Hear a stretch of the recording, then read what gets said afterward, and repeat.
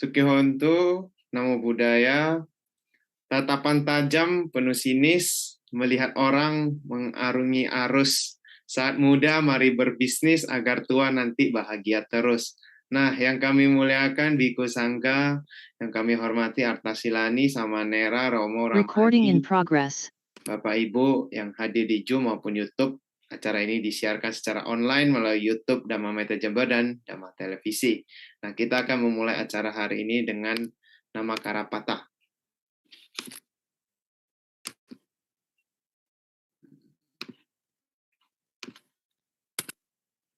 Mari semuanya bersikap anjali, sama-sama menghormat.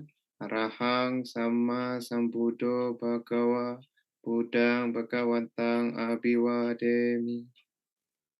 Swakato bhagawata dhammo, dhammang namasami. Supartipano bhagavato sawaka sangko, sanggang namami. Bapak Ibu, hari ini kita kehadiran dua orang tamu spesial. Yang pertama itu adalah Romo Suherman yang setiap bulannya akan menemani kita.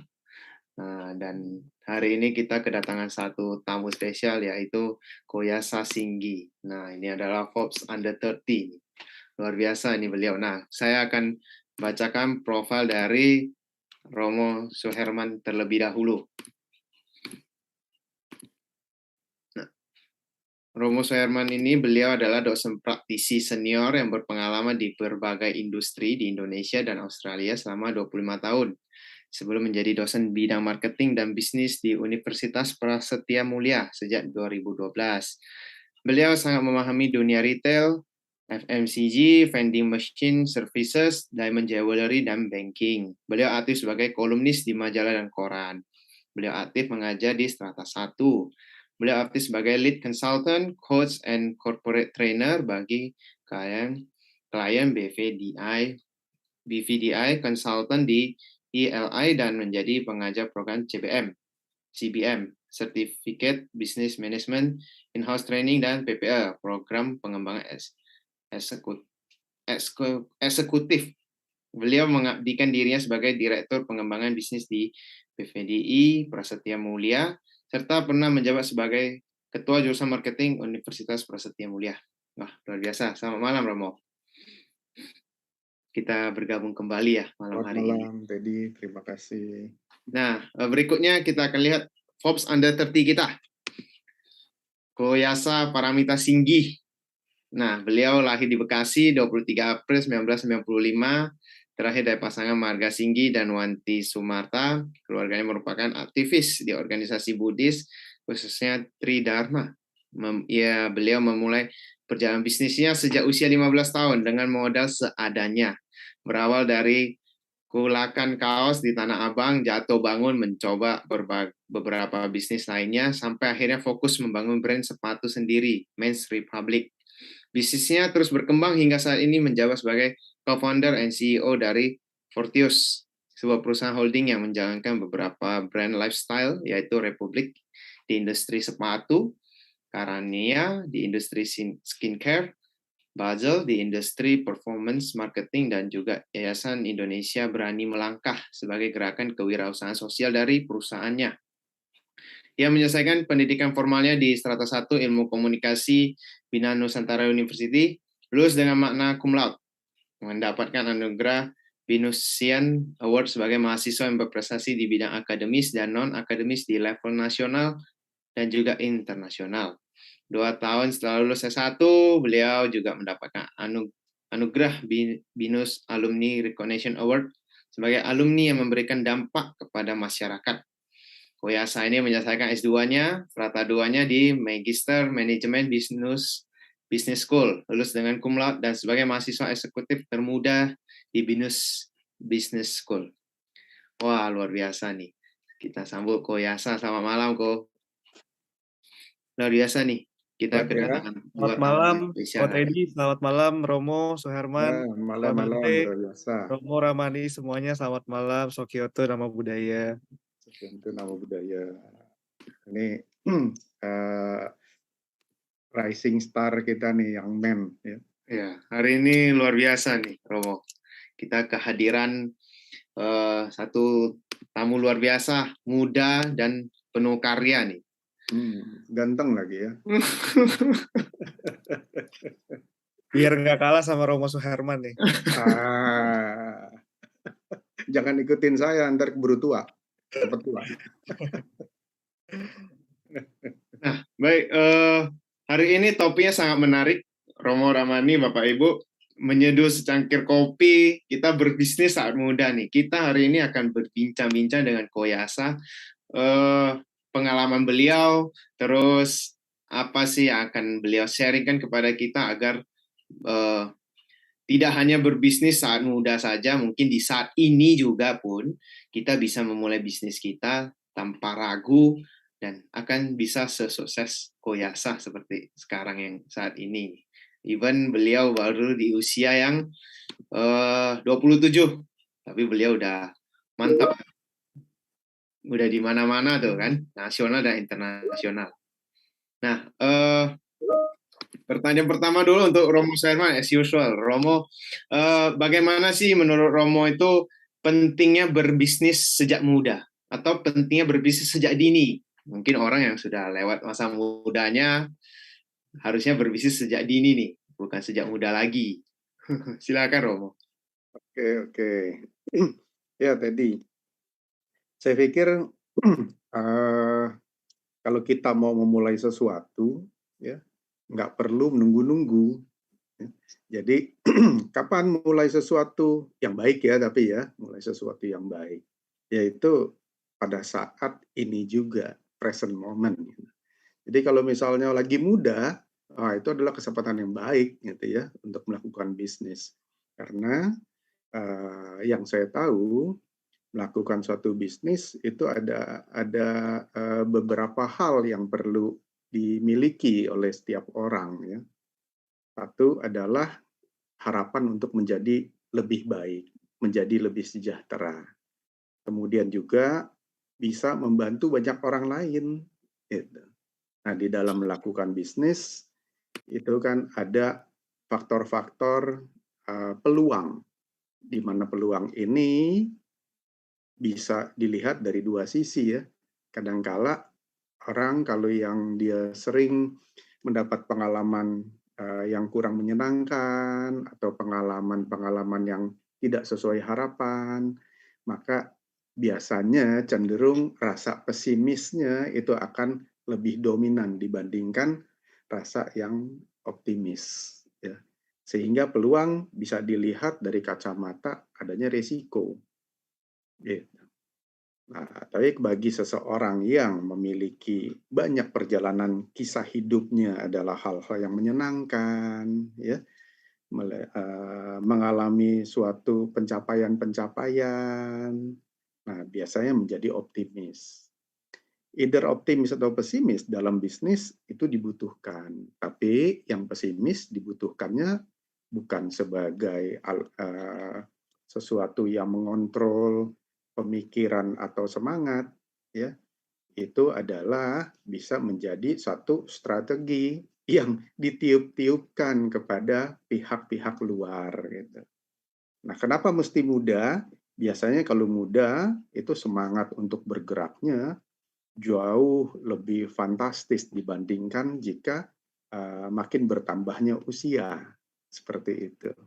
Jadi kemungkinan untuk mendapatkan meraih peluang dalam suatu usaha pada saat muda itu biasanya jauh lebih besar. Semakin nambah usia, biasanya pertimbangan semakin panjang, sehingga kaki lebih berat melangkah. Seperti itu. Sementara gitu dulu, Teddy. Baik. Ya. Terima kasih. Terima kasih Romo, ini sangat menarik. Nanti kita akan berbincang lebih jauh lagi. Nah, kita ke Koyasa nih. Nah, ini sangat menarik nih. Koyasa udah mau mulai bisnis itu di usia 15, terus ada jatuh bangun. Nah, Koyasa cerita dong, gimana sih berbisnis di saat muda itu dan pentingnya, apa sih motivasinya? Dan sharing lah kok tentang di 12 tahun yang lalu ya, di usia 15 tuh kan, berarti 12 tahun yang lalu tuh. 12 tahun yang lalu udah mulai hingga until now juga tetap terus berkarya. Silakan kok. Iya, oke. Sekali lagi selamat malam teman-teman semuanya. Yang mulia Bante, para Romo Ramani, Romo Suherman, dan Ko Teddy, terima kasih sekali lagi atas kesempatannya. Senang sekali bisa ketemu dengan teman-teman semuanya. Mungkin saya cerita sedikit ya. Motivasi awalnya sebenarnya bukan untuk menjadi pengusaha sebenarnya dulu pas pertama kali ya, untuk memulai usaha. Motivasi awalnya hanya sekedar ingin mendapatkan uang tambahan aja. Kan waktu itu masih sekolah, masih SMA, dan saya juga tidak punya cita-cita sih sebenarnya untuk jadi seorang pengusaha. Latar belakang keluarga saya juga profesional, karyawan swasta. Papa saya profesional, kerja cukup lama di perusahaan sepatu. Lalu mama saya juga kerja profesional. Saya anak ketiga dari 3 bersaudara. Begitu juga dengan kedua kakak saya. Kakak saya yang paling pertama profesional, kakak saya yang kedua adalah seorang wartawan. Jadi kalau dulu pas kecil sih ditanya, cita-citanya apa? Mungkin dulu cita-cita saya bilang saya pengen jadi general manager dulu, waktu kecil. Karena itu adalah posisi terakhirnya papa saya waktu bekerja. Jadi saya merasa, wah jadi general manager lumayan enak gitu, dapat mobil dari kantor, kalau achievement-nya bagus, dibiayai kantor jalan-jalan ke luar negeri, dan saya tidak merasa dari kecil itu hidup saya kekurangan gitu, hidup saya oke. Ya sekolah sederhana, nggak di sekolah mahal, tapi juga nggak di sekolah yang murah juga gitu. Jadi saya merasa hidup saya oke-oke aja, dan saya pengen lah, oke lah nanti kalau udah besar saya pengen berkarir di perusahaan supaya saya bisa jadi GM suatu saat gitu. Cuma waktu itu pas umur 15 tahun, eee, itu titik pertama kali saya kepikir untuk memulai usaha pada saat itu. Waktu itu saya baru naik ke SMA 1, eee, lalu saya punya kakak kedua saya baru saja masuk kuliah pada saat itu. Jadi di tahun yang kurang lebih setahun 2 tahun yang sama, saya naik SMA, kakak kedua naik kuliah, otomatis kan pada saat itu beban pendidikan cukup besar ya dari keluarga ya untuk bayar uang pangkal ya. Dan di satu sisi pada saat itu kebetulan papa saya pertama kali terkena serangan jantung waktu itu 12 tahun yang lalu. Papa saya terkena serangan jantung waktu itu, saya lupa ya lagi kalau nggak salah lagi acara kantor apa lagi acara wihara malah saya lupa. Lagi ngomong tiba-tiba dada sesek, terus akhirnya dibawa ke rumah sakit, ternyata ada 3 penyempitan pembuluh darah papa saya dan harusnya menjalani operasi pemasangan ring gitu. Nah, cuma papa saya waktu itu tidak mau pasang ring. Papa saya bilang, eee, "Papa nggak mau operasi ya. Papa lebih baik kalau ada jalan yang lebih murah, papa lebih pilih yang lebih murah," gitu. Karena kalau papa punya duit, papa tidak mau menghabiskan uang papa itu untuk biaya biaya sakit katanya. Lebih yang utama itu adalah uang sekolah kamu, sama uang sekolah koko kamu, gitu. Nah, di situlah akhirnya men-trigger saya yang awalnya saya cuma anak remaja biasa yang tidak punya impian apa-apa. Ya samalah seperti anak remaja biasanya yang kerjanya main-main aja. Saya mulai berpikir, wah kalau saya harus terus menjadi beban tanggungan orang tua, saya ini masih panjang banget nih, masih harus selesai SMA 3 tahun, masih kuliah lagi 4 tahun, masih 7 tahun lagi saya jadi beban tanggungan orang tua, gitu. Sedangkan saya hitung-hitung 7 tahun lagi itu papa mama saya udah lewatin usia 55 tahun, harusnya mereka sudah pensiun, gitu. Jadi saya merasa, gimana ya caranya supaya saya bisa membantu papa mama saya, supaya beban pendidikannya berkurang, saya kan anak terakhir, jadi papa mama saya bisa lebih nyantai lah gitu menghabiskan, masa pensiunnya dia gitu. Dan akhirnya ya sudah dari usia 15 tahun itulah saya mulai, mungkin belum tepat dibilang sebagai pengusaha, mungkin ya iseng-iseng jualan lah, iseng-iseng jualan, kulakan, ngambil barang dari Tanah Abang, jualin lagi, dan ternyata hasilnya lumayan, hasilnya baik. Akhirnya keterusan, saya baru mungkin resmi menjadi pengusaha, punya karyawan yang cukup banyak, punya PT mungkin di usia 18 waktu itu ya. Baru awal kuliah saya akhirnya mulai serius, Jadi ya sampai sekarang sudah 9 tahun lah, 9 tahun hampir 10 tahun menjalankan perusahaan dengan lumayan serius. Jadi motivasi cerita awalnya seperti itu, Ko Teddy. Motivasi awalnya jadi lebih karena eh, iseng-iseng awalnya, iseng-iseng, bisa karena kepepet juga, karena pengen ngebantuin orang tua juga, seperti itu. Cuma saya encourage teman-teman untuk memulai dari muda, karena pada saat teman-teman memulai dari muda, teman-teman punya kebebasan untuk mengeksplorasi banyak hal dan lebih berani untuk mengambil resiko pada saat masih muda. Saya sekarang baru punya anak 2 bulan yang lalu, sudah menikah 2 tahun, jadi sudah punya tanggungan keluarga. Saya merasa di usia saya sekarang 27, keberanian saya mungkin udah turun 30% kali, atau udah turun 40% dibandingkan dengan Yasa 7 tahun yang lalu gitu. Kalau Yasa 7 tahun yang lalu punya uang, misalnya uang sekian gitu, mungkin saya akan menghabiskan 100% uang saya untuk modal usaha. Tapi kalau sekarang saya punya uang yang sama, mungkin saya akan bagi-bagi gitu, mulai usahanya 50% aja deh, 30% buat tabungan, 20% buat investasi misalnya gitu. Udah lebih berkurang gitu. Nah, itu adalah privilege yang seharusnya dimanfaatkan oleh anak-anak muda pada saat masih belum punya tanggungan, masih bisa jatuh dan gagal berulang-ulang. Itu adalah waktu yang sangat baik untuk memulai usaha. Kurang lebih gitu, Ko Teddy. Oke. Sedikit lagi kok ya. Gimana sih, memang orang bilang kepepet itu membuat kita punya power ya. Kita punya power lebih ya. Benar gak sih kok? Dan mungkin gimana sih Koko bisa sharing gimana jatuh bangun ketika Koko di usia 15, itu usia 15 loh tuh. Dewasa pun belum tuh. Belum sah secara legal tuh dewasa, tapi udah mulai. Udah mau berbisnis, siap untuk jatuh bangun gitu. Silakan kok. Iya. Tips jatuh bangun.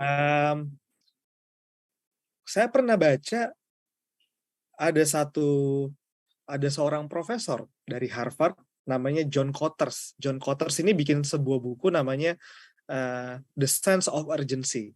Jadi Sense of Urgency ini menjelaskan tentang motivasi manusia itu terdiri dari 2. Ada yang namanya dia mau kemana, impiannya apa, sama yang kedua adalah kepepet nih, perasaan kepepet atau kondisi yang mendesak.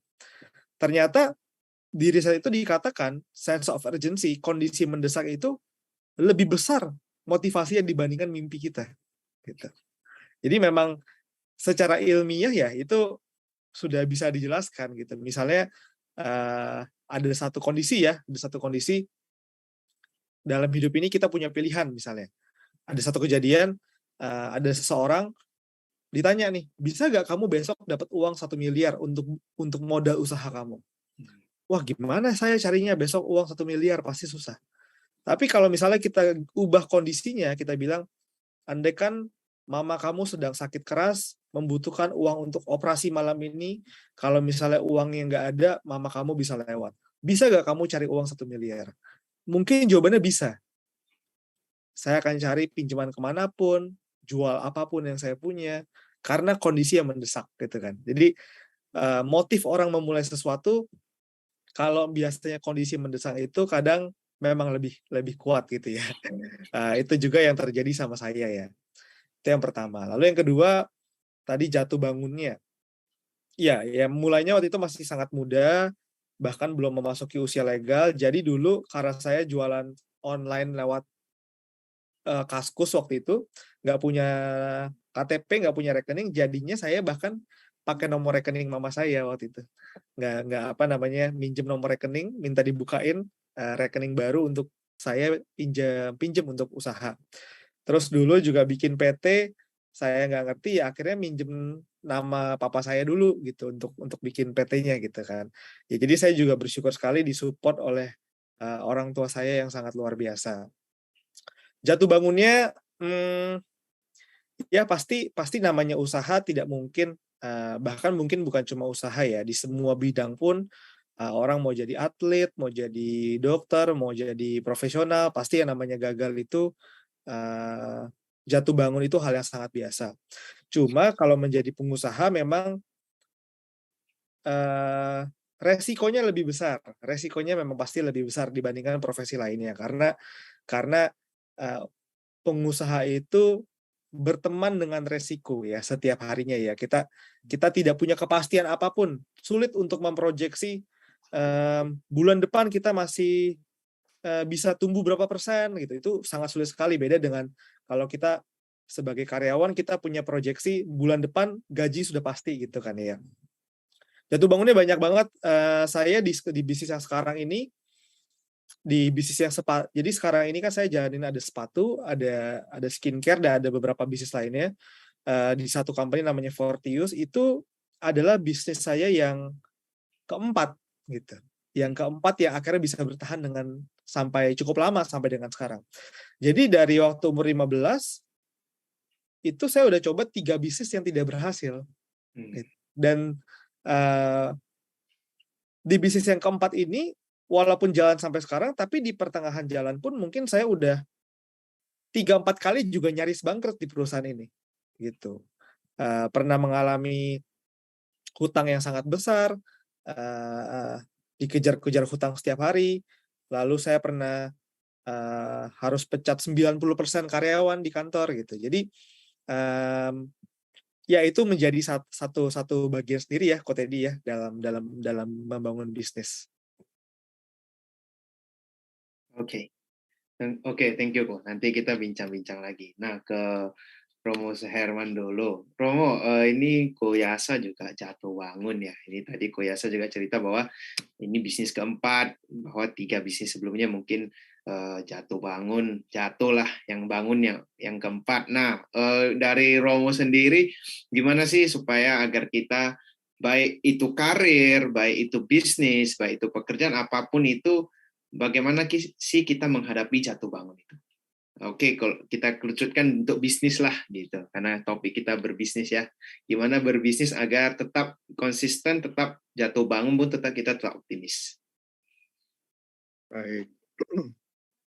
Yang pertama mungkin menyadari ya, menyadari realita yang ada. Jadi setiap saat kita sadari bahwa segala sesuatu itu anicca. Ya. Kan kita semua belajar ya, Dhamma mengajarkan kita bahwa segala sesuatu nggak ada yang kekal. Nah, pada saat segala sesuatu nggak ada yang kekal, berarti kontrol ada di tangan kita. Kita mau jatuh terus diam di bawah, atau jatuh terus meratap dan guling-guling, atau sebaliknya, ya, kita ingin tetap berdiri tegak. Gitu. Jadi kondisi jatuh, ya pilihannya ada di kita. Ya, sebaiknya dengan semangat Buddhis ya kita bangun lagi bahwa hal tersebut adalah hal yang biasa.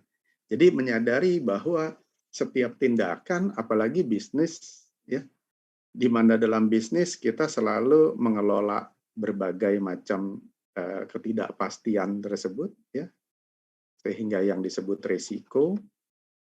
Nah, dengan menyadari hal tersebut, kita udah mempersiapkan diri terhadap segala kondisi yang ada. Jadi jatuh adalah kesempatan untuk kita belajar, gitu ya. Bounce back ya, Romo ya. Iya, pahit mungkin, sedih mungkin, tapi ya tidak usah berlarut-larut gitu ya. Nah, jadi ada baiknya dengan kita menyadari hal tersebut, ada cadangan di sini. Ada cadangan di dalam pemikiran kita, ya. Berarti kan ada satu plan atau rencana untuk memitigasi jika sesuatu yang tidak sesuai harapan terjadi. Kemudian juga kita punya cadangan semangat dalam mental, dalam batin kita, bahwa setiap saat mungkin saja kita jatuh, mungkin saja kita gagal. Tapi kembali menyadari bahwa dalam setiap situasi yang tidak menyenangkan, di sana kita bisa ambil sisi positifnya, yaitu adanya pembelajaran baru. Gitu. Ada satu yang saya suka ya, filosofi. Kita perlu belajar untuk sukses. Dan juga kita perlu belajar tentang hal-hal yang membuat tidak sukses. Kita perlu belajar kenapa gagal. Nah, yang menarik di sini, kalau kita belajar, kan nggak mengalami ya. Jadi kita bisa belajar dari orang lain. Ya, itu yang menyenangkannya kalau kita menjadi pembelajar ya. Jadi kita nggak usah ngalamin loh. Kalau misalnya yang gagalnya, ya kita belajar aja dari orang lain yang gagal, sehingga kita dapat lesson learn untuk tidak sama-sama gagal seperti orang lain. Nah, belajar sukses juga nggak boleh lupa gitu ya, supaya kita bisa lebih cepat untuk sukses. Ya. Ada kan konsep trial and error katanya. Ya biarlah errornya itu dialami orang lain. Kita trial to be success gitu. Seperti itu tadi. Jadi ada spirit Buddhism yang kita bisa pakai gitu. Ya. Tidak merenung tapi pahami dan selalu aware gitu ya. Keep conscious gitu. Keep mindful. Untuk ambil lesson learn dari hal yang tidak menyenangkan, kemudian kita bounce back jadi. Iya, bounce back itu satu hal yang kalau main basket kita rebound gitu ya. Ya, rebound betul. Kalau main sepak bola namanya counter attack ya. Counter attack gitu ya. Nah, baik Romo, gimana sih kita bisa melihat, kita bisa belajar dari orang lain? Misalnya kalau hari ini Koyasa di sini nih, kita bisa belajar lebih banyak dari Koyasa sehingga apapun bisnis, even bisnis saya atau bisnis orang lain begitu, kita bisa belajar dari Koyasa. Nanti kita tanya ke Koyasa juga ya, Romo. Apa Benar. sih tips dari Koyasa saat gagal terus bisa bounce back? Nah, dari Romo sendiri, mungkin pengalaman Romo, klien Romo, mungkin bisa di-share sedikit Romo yang apa yang Romo pelajari dari error orang lain sehingga Romo itu bisa much better. Lalu mungkin ada pengusaha yang mungkin akan, atau teman Romo atau rekan yang mungkin akan melakukan error yang sama sehingga tapi tercegah begitu, atau mungkin sudah bisa terbenahi begitu. Silakan Romo. Oke. Preventif lah istilahnya begitu Romo. Preventif kita belajar, ya. jadi preventif. Oh ini jangan dilakukan karena dulu rekan saya yang lain udah pernah error. Terkadang orang kan, pasti bisa nih gini, gitu. Ngengkeh gitu loh Romo. Silakan Romo. Oke. Ada banyak sih tadi ya. Banyak hal-hal menarik di dalam doing business di mana kita bisa tarik jadi pelajaran ya. Cuma kalau saya bisa ambil yang paling sering terjadi ya. Ini saya ambil dalam hal yang sisi positif ya. Oke. Kenapa? Karena saya selalu senangnya ngelihatnya yang positif-positif aja. Segala sesuatu ketemu yang positifnya akan lebih seru gitu ya. Yeah. Jadi ada satu perusahaan ya. Perusahaan yang ownernya happy banget ya. Karena laporan keuangannya memperlihatkan profit gitu. Ya. Terus bertahun-tahun profit. Dia happy. Ya. Karyawannya semua juga happy karena bosnya happy, karyawan happy. Ya. Gitu. Terus pada saat kalau misalnya ditanya gimana bisnis? Oke, biasa ya orang Indonesia bilang ya biasa-biasa aja lah buat makan sehari-hari gitu ya. Ya. Entah makan sehari-harinya bisa sama dengan keluarga satu kelurahan atau satu kota juga sama gitu ya. Gitu. Nah, sampai di satu saat ya, ini dia yang selalu terjadi ya bagi setiap business owner atau setiap pimpinan ya. Di mana dia punya kesibukan ya, agenda kerjanya selalu penuh sehingga terpaku pada aktivitas rutinnya yang biasanya sudah ada di agenda ya, atau berbagai macam kesibukan-kesibukan dari timnya sendiri. Sampai pada satu saat ketemu dengan seseorang ya yang bisa memberikan insight, di mana insight itu sendiri sebenarnya adalah blind spot. Apa maksudnya? Kondisinya ada di dalam dirinya sendiri, dalam timnya, dalam perusahaannya. Ya. Tidak ada sesuatu yang baru. Gitu. Ya. Jadi saya cuma sampaikan, sadar nggak ada ini? Ada di sebelahmu, gitu, dalam tanda kutip perusahaannya. Ya. Baru dia enggak. Saya bilang sekarang untung, udah beberapa tahun untung, ya. Sebenarnya you lagi opportunity loss. Ah, maksudnya gimana? Ya, saya bilang sebenarnya Anda rugi. Karena apa? Mestinya, sekarang untungnya segini.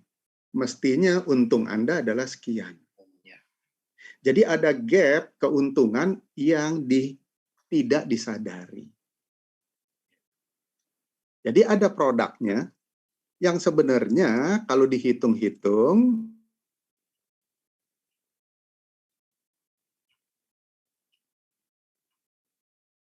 signalnya kok Romo Suherman ya, kok ya saya. Signalnya Romo Suherman. Betul. Wah, terpotong nih, aduh gantung nih, padahal lagi seru tuh. Mungkin nanti Romo Suherman bisa back again ya. Kita tunggu sebentar ya. Begini nih kalau Zoom. Menunggu signal nih.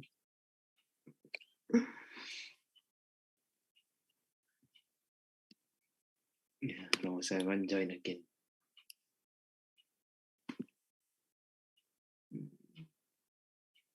Recording stopped.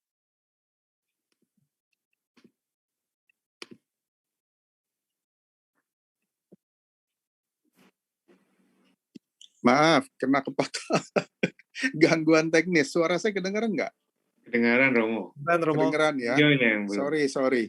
Ini tadi baterai ngedrop tiba-tiba, jadi langsung keputus nih. Saya sementara sambil nyambung, dibantuin nyambung. Oke, baik. Romo, nanti saya bincang-bincang dengan Ko Yasa dulu. Iya, sambung dulu ya ke Yasa ya. Yasa, sorry ya. Nah, Ko Yasa, apakah di perusahaan, mengapa memilih perusahaan sepatu, skincare, dan yang lainnya? Maksudnya di Fortius itu kenapa sih Koko itu lebih care ke itu daripada yang lain gitu? Misalnya banyak kan bisnis-bisnis yang lain, kulineran, misalnya makanan dan minuman dan yang lainnya. Kenapa sih Koko lebih memilih itu dulu awalnya? Oh ya, oke. Biasanya kan ada orang yang memulai bisnis itu karena dia punya passion terhadap bisnis tersebut, makanya dia mulai di sana ya. Ada orang yang dia passionnya di kuliner, makanya dia mulai bisnis kuliner. Ya. Kalau saya sebenarnya bukan tipe orang yang memulai bisnis karena saya passion terhadap produknya. Jadi saya bikin bisnis sepatu dulu awalnya bukan karena saya sepatu gitu.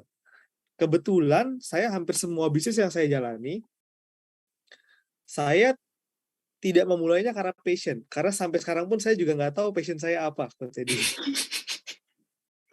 nah ini agak agak sesat nih. Saya nggak tahu passion saya itu apa gitu. Jadi saya selalu memulai bisnis itu melihat dari apakah ada opportunity-nya,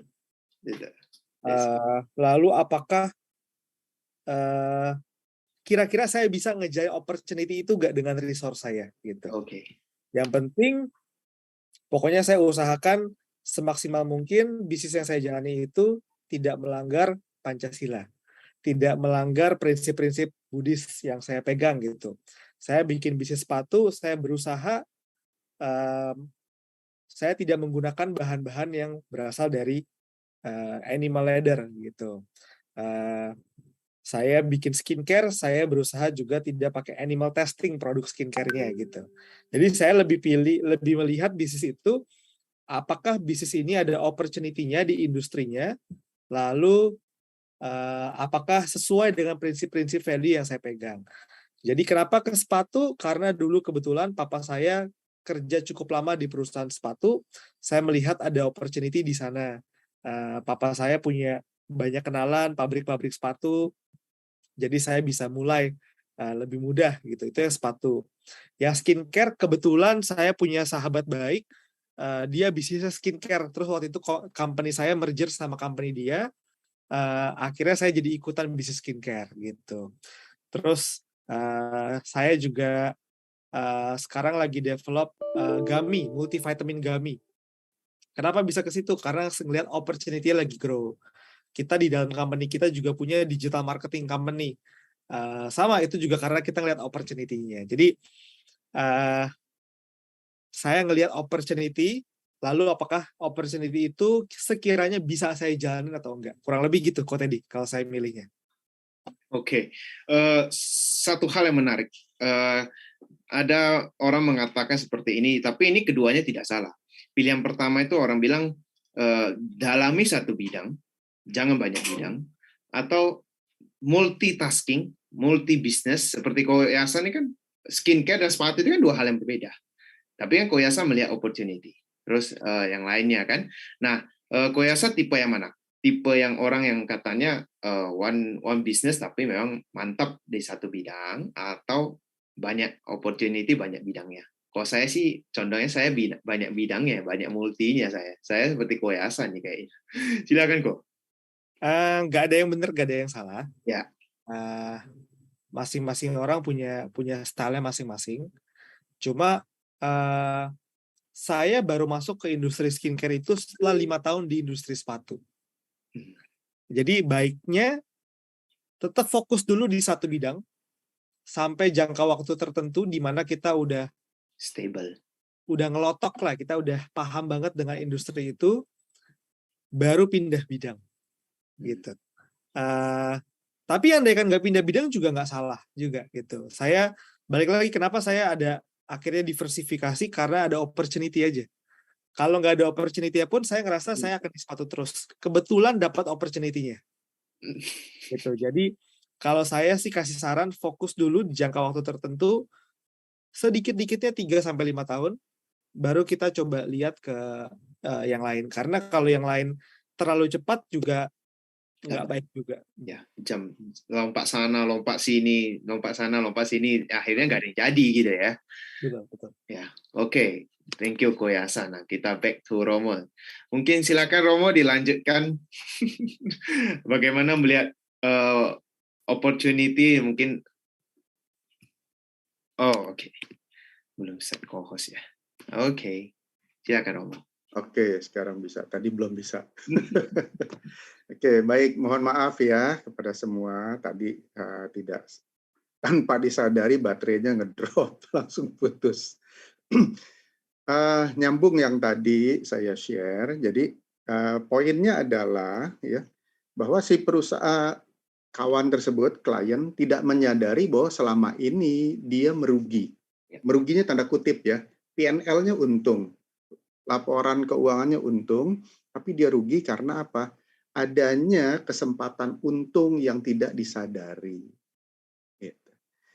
Jadi ada beberapa hidden cost yang selama ini berjalan tanpa masing-masing orang ngeh kondisi itu. Karena apa? Bisnisnya berjalan lancar. Nah, ini hati-hati nih. Yang sering terjadi itu. Bisnis berjalan lancar, sehingga kita nggak aware bahwa kita sedang berjalan di track yang agak salah, atau langkah bisnisnya kita ada yang kurang efisien. Banyak hal-hal yang tidak efektif berjalan. Di mana dalam setiap bisnis tentunya hal tersebut kan mengandung unsur biaya yang mestinya nggak perlu keluar. Ya, gitu. Jadi yang terjadi apa? Ya itu, happy, tapi sebenarnya mereka bisa lebih happy lagi. Problemnya apa? Tadi ada blind spot. Masing-masing dari kita kan punya area yang kita nggak bisa lihat sendiri. Perlu orang lain yang bantu lihat. Ya. Kita nggak bisa lihat, kecuali sekarang ya di kamera zoom kita lihat, oh kuping kita nih ada sedikit mungkin ada nempel tisu kali bekas ngelap misalnya. Tapi tanpa cermin kan kita nggak tahu ya. Nah, tapi kalau misalnya di belakang lagi, pakai cermin juga kita nggak bisa lihat, betul ya? Mesti ada orang lain yang bantu pasangin cerminnya. Gitu. Jadi area tersebutlah yang perlu disadari bagi kita yang punya bisnis. Ya, termasuk juga para profesionals ya.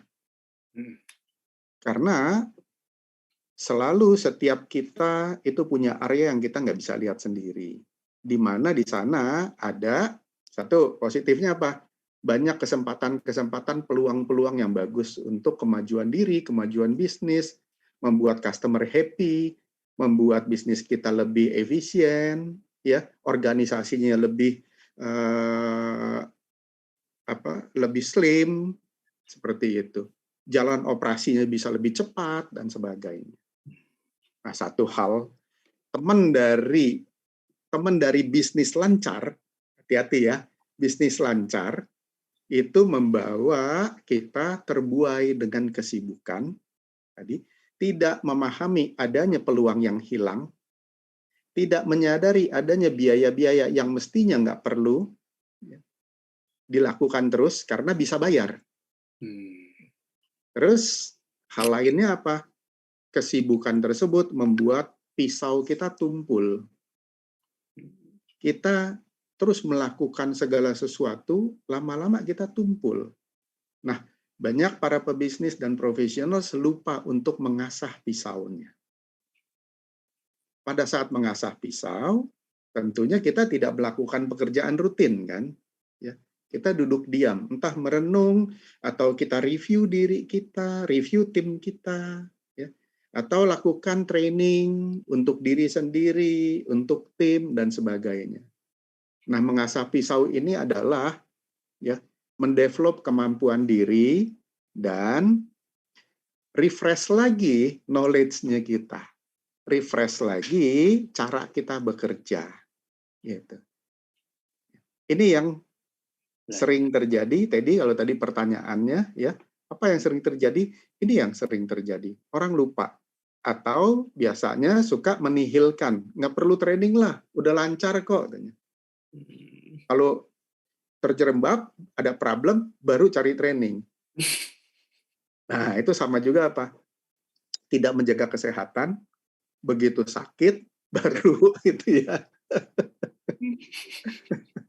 Ya, memang Udah stroke, baru kita panik gitu ya. Ya. Padahal sebelumnya sinyal-sinyal ada, tapi karena kita sibuk, kita nggak merasa gitu ya. Bisnis juga sama lah kayak orang gitu. Itu yang sering terjadi tadi. Ya. Baik, terima kasih Romo. Nah, Romo mungkin pertanyaan sama mungkin ke Koyasa juga tadi. Kalau Romo itu menyarankan orang itu, kan tadi kita melihat opportunity ya. Mungkin Romo setuju ya. Mungkin bisnis itu melihat opportunities ya.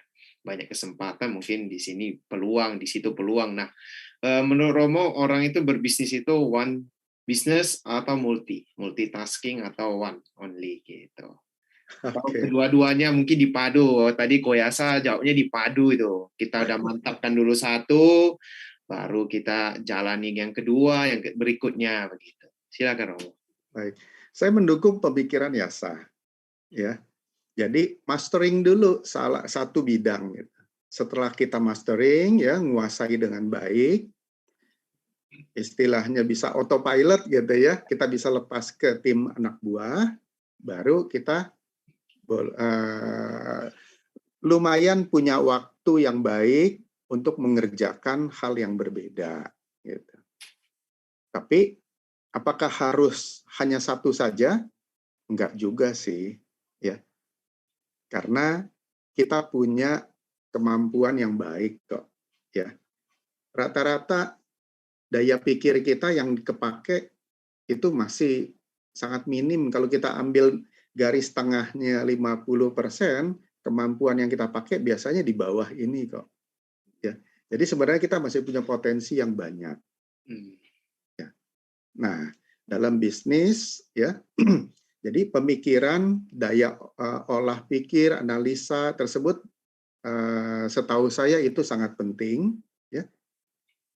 Dan yang menarik adalah kekuatan tersebut bisa melakukan berbagai hal jauh dari kemampuan fisik.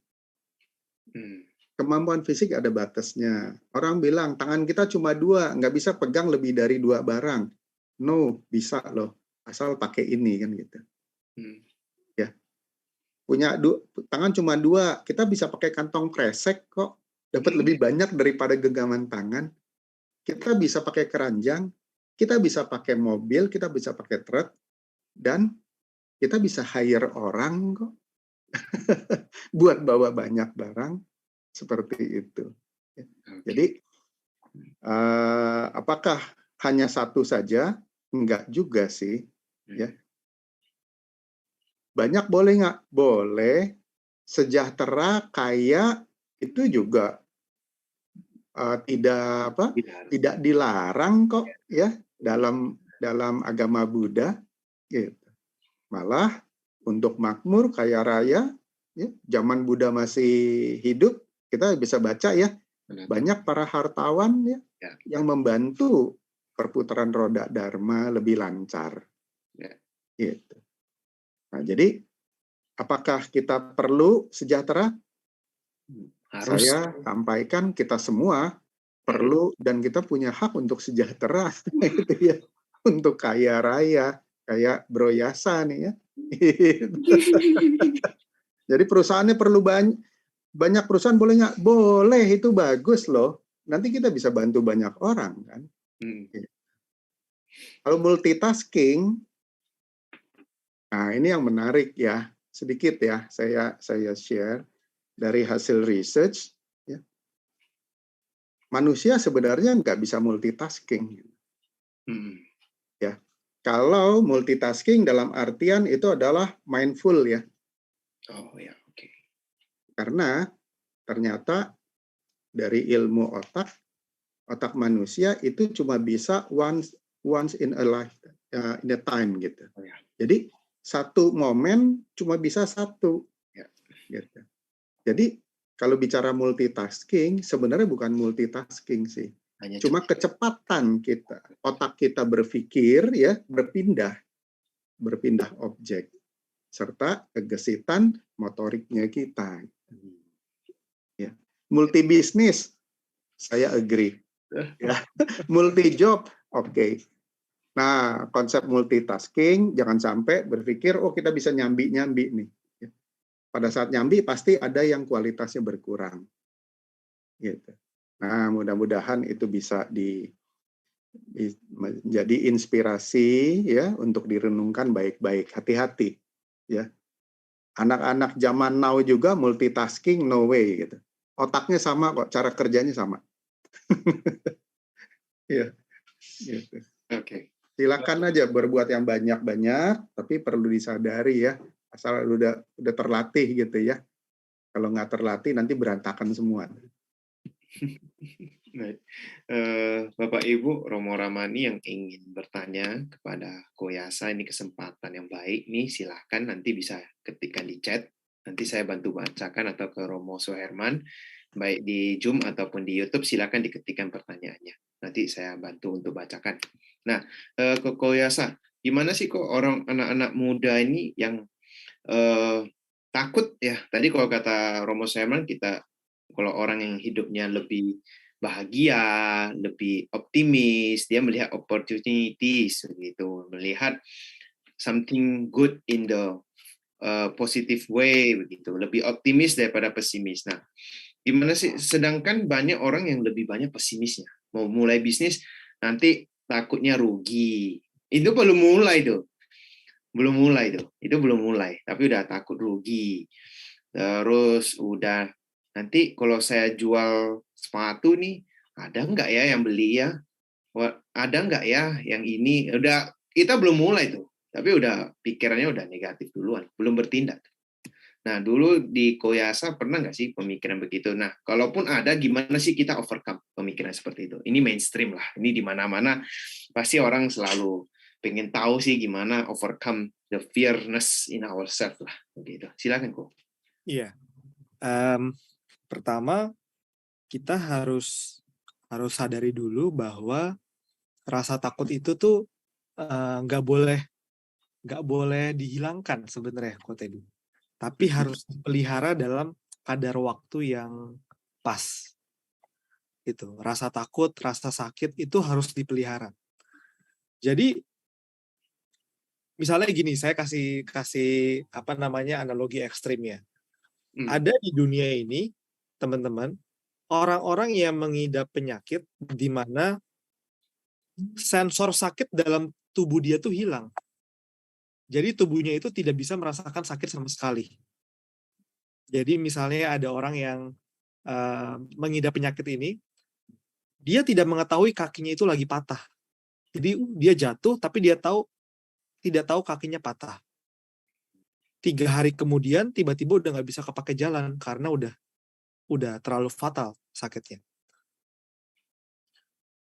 Itu karena orang itu tidak bisa mengalami rasa sakit dalam tubuhnya dia. Ada juga orang yang mengidap penyakit, ini penyakit mental yang dia tidak punya rasa takut dalam hidupnya dia. Itu tidak baik juga. Kenapa? Dia tidak bisa berjaga-jaga dalam dirinya sendiri. Beda dengan orang yang punya rasa takut yang normal. Bisa ngukur, ini gue bisa atau enggak nih. Keluar malam-malam, cewek sendirian jam 2 pagi. Kalau nggak punya rasa takut, bahaya juga gitu. Ya itu analoginya ya. Jadi rasa takut, rasa sakit, itu penting. Yang harus dipelihara. Cuma harus dijaga kadarnya. Karena ada rasa takut, muncullah namanya asuransi. Karena ada rasa takut, muncullah produk payung. Gitu. Jadi itu penting.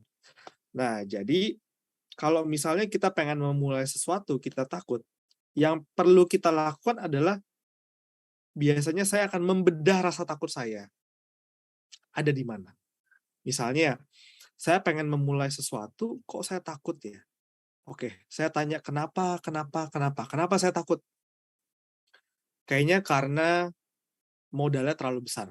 Oke, let's say misalnya modalnya 500 juta. Turunin mungkin kalau ke 300 juta, 200 jutanya cari investor atau cari partner. Oke, takutnya udah mulai turun nih. Tapi masih ada rasa takut lagi. Kenapa? Karena saya nggak ahli di industri itu. Oke, kalau misalnya saya spend saham kosong untuk orang yang udah pengalaman 10 tahun di industri itu buat saya ajak di bisnis ini gimana? Apakah mengurangi rasa takut saya? Oke, berkurang lagi. Jadi kita harus tahu dulu nih rasa takut itu kan nggak mungkin kita cuma takut aja, tapi kita nggak tahu takutnya di mana. Jadi kita bedah satu persatu. Ini kenapa sih takutnya itu gitu. Jadi biasanya sih itu yang saya lakukan. Rasa takutnya jangan dihilangkan. Perlu rasa deg-degannya itu perlu supaya kita juga bisa ngukur kita mampu atau enggak. Tapi di-maintain dalam kadar yang pas. Nah, untuk maintain kadar yang pas ini, kita cek ke diri kita.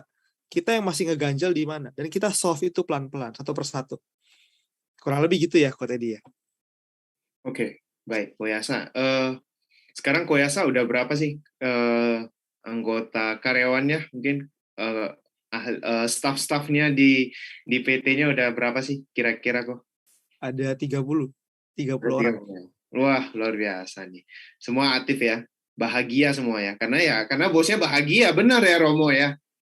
Mudah-mudahan. Bosnya bahagia, jadi ya tentu semua staffnya bahagia juga kan. Takutnya saya bilang bahagia, nanti ada karyawan saya nonton, saya diprotes ya.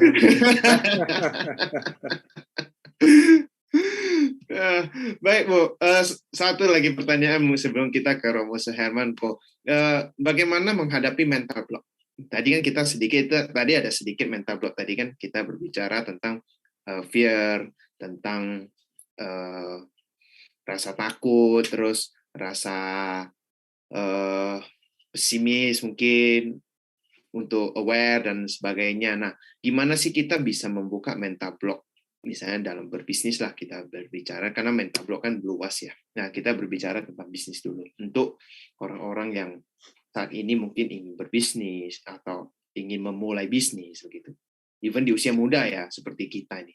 Saya lebih muda daripada Koyasa lagi.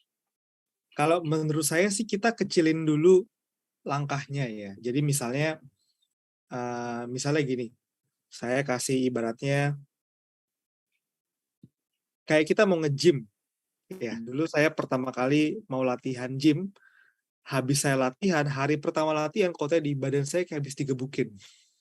Ya, sakit Pernah ya. ya, pasti merasakan gitu ya. Waduh, itu ngangkat tangan aja sakit, mau Otaknya menumpuk ya. mau BAB ke toilet jongkok nggak bisa, bangun tidur juga bangunnya sakit. Tapi ternyata rasa sakit itu bagus. Katanya rasa sakit itu kita lagi ngebentuk otot katanya. Jadi harus dipecahin dulu supaya ototnya itu kebentuk gitu lah. Intinya kurang lebih gitu. Tapi setelah 2 kali, 3 kali, 4 kali, lama-lama udah menghilangkan rasa sakitnya tuh. Saya dulu hari pertama saya nge-gym, nah kebetulan nih lucu juga nih.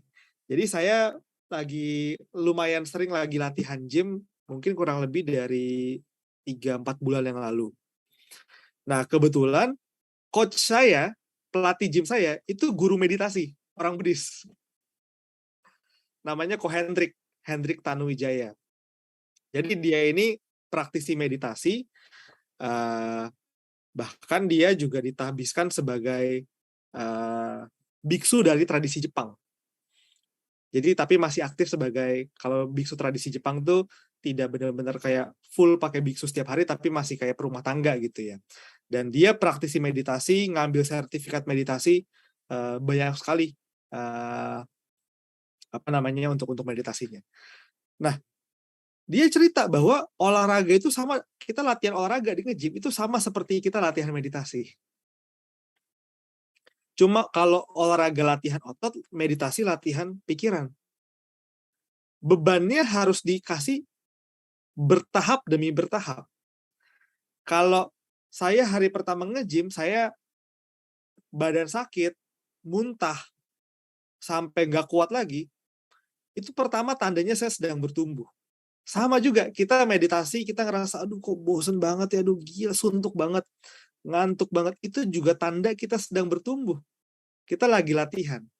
Tapi pada saat udah ngelewatin itu 3 bulan, 4 bulan, 5 bulan, latihan dengan porsi hari pertama sudah nggak berasa lagi. Rasanya latihan hari pertama dijalankan di bulan keempat tuh, oh udah enteng ya. Dulu mungkin 5 menit meditasi rasanya sangat berat, setelah kita latihan 4 bulan, kita udah bisa naik ke 15 menit, 20 menit. Sama juga dengan bisnis. Dulu, Teddy, saya pertama kali mengalami kerugian usaha tutup yang pertama, itu saya kehilangan uang 150 juta. Oke. Pada saat saya kehilangan uang 150 juta, itu dunia runtuh bagi saya. Wah, rasanya mungkin kalau ada baygon, mau minum baygon gitu rasanya. Wah, hancur deh pokoknya deh. Udah nggak bisa berkata apa-apa lagi. Sekarang saya hilang uang 150 juta, tetap sedih, sakit. Tapi rasanya udah nggak sehancur dulu gitu. Kadar toleransi terhadap kerugiannya udah jauh lebih tinggi. Masih ngerasa sakit, sedih, kesel, tapi tidak segila waktu itu. Waktu itu rasanya dunia benar-benar runtuh. Saya ngelihat hari esok tuh udah nggak ada lagi gitu rasanya. Nah, jadi tapi kan itu butuh waktu bertahap. Makanya pada saat orang punya mental block untuk memulai usaha, kita harus bermain di kadar yang dia bisa toleransi dulu. Gitu. Jangan langsung memulai usaha tapi mau langsung keluar modal 100 juta gitu. Ya nggak cengli juga gitu. Mungkin harusnya 10 juta dulu gitu. Mungkin harusnya 5 juta dulu, 3 juta dulu. Gitu. Jadi kalau memulai usaha, saran saya tuh, atau memulai sesuatu deh menurut saya, mulailah sesuatu di kadar yang bikin kita nggak takut, kita bisa bertoleransi, tapi juga nggak boleh di kadar yang terlalu mudah buat kita. Ya. Harus dinaikin supaya kita agak deg-degan juga. Ada challenge. Supaya kita take it seriously. Kayak misalnya, ya oke, latihan meditasi 30 detik, ya lewat. Pasti bisa gitu. Kita nggak ada challenge, kita nggak tertantang juga. Gitu. 30 menit, aduh nggak bisa. Ya udah turunin 15 menit deh gitu. Jadi harus ada di tengah-tengah antara kita masih bisa mentoleransi dengan challenge. Karena kalau nggak pernah di-push juga kita nggak bakal maju juga Maju. jadi. Ya. Benar. Oke, thank you kok. Ini saya teringat sistem pedagogi dalam pendidikan. Jadi kalau ujiannya terlalu mudah, mahasiswanya lulus semua. Terlalu susah, mahasiswanya gagal semua. Nah, jadi bagaimana kita memilih satu pedagogi, ada yang lulus, ada yang gagal, dan kita menemukan satu balance ya, benar ya Romo ya. Kita menemukan satu balance yang, oh inilah yang tepat. Nah, jadi berapa persen tingkat kesusahan, kemudahan, dan sebagainya. Nah, baik Romo, mungkin kita melihat di era sekarang, mungkin kita tetap butuh bisnis offline, tapi sekarang bisnis online di mana-mana. Begitu. Ini satu opportunity mungkin. Nah, itu kalau Koyasa dulu cerita 12 tahun yang lalu udah mulai online tuh, gitu. 12 tahun yang lalu loh. Ini kita di zaman sekarang baru kayak tek gitu, berapa tahun yang lalu itu. Mungkin 7-8 tahun yang lalu baru mulai. Kalau di sekarang udah banjir istilahnya. Tapi Koyasa 12 tahun yang lalu udah melihat opportunity itu gitu. Nah, menurut Romo, gimana kita melihat opportunity di online sekarang? Ya, even sudah banjir, tapi apakah still opportunity atau kita menunggu opportunity yang baru lagi? Mungkin robot, ya kan? Kita udah online, mungkin udah the next phase lah, 4.0 kita lagi. Udahlah kita nunggu 5.0 gitu. Gimana menurut Romo? Saya lebih setuju kalau kita nggak menunggu. Jadi kalau bicara opportunity, saya percaya setiap saat itu adalah opportunity kita. Tinggal kita mau ambil atau kita biarkan. Kalau bicara online, ya lakukan aja sekarang. Dan online bukan sesuatu yang menyeramkan. Online juga bukan sesuatu yang perlu dihindari. Online adalah, ngomong online mungkin lebih kepada teknologi lah gitu ya kita sebut ya. Jadi salah satu dari aplikasi teknologi ya internet ini yang kita bilang online ya. Tapi di luar itu mari kita sama-sama menyadari bahwa kemajuan teknologi ini adalah satu sarana, satu alat bantu buat kita melakukan pekerjaan kita, melakukan apa yang kita mau. Gitu. Jadi nggak ada yang perlu ditakuti. Gitu. Kalau misalnya kita belum bisa karena belum pernah, ya wajar. Jadi nggak usah malu, nggak usah takut kan gitu ya.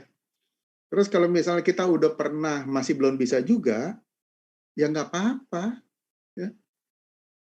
Ya tadi ya Yasa 2 bulan nge-gym, ya kan nggak bisa langsung tiba-tiba ototnya terpompa langsung gede meledak kayak Popeye kan gitu. Ya apa? Kalau misalnya harus ngulang ya nggak apa-apa gitu. Kita naik sepeda juga ngulang.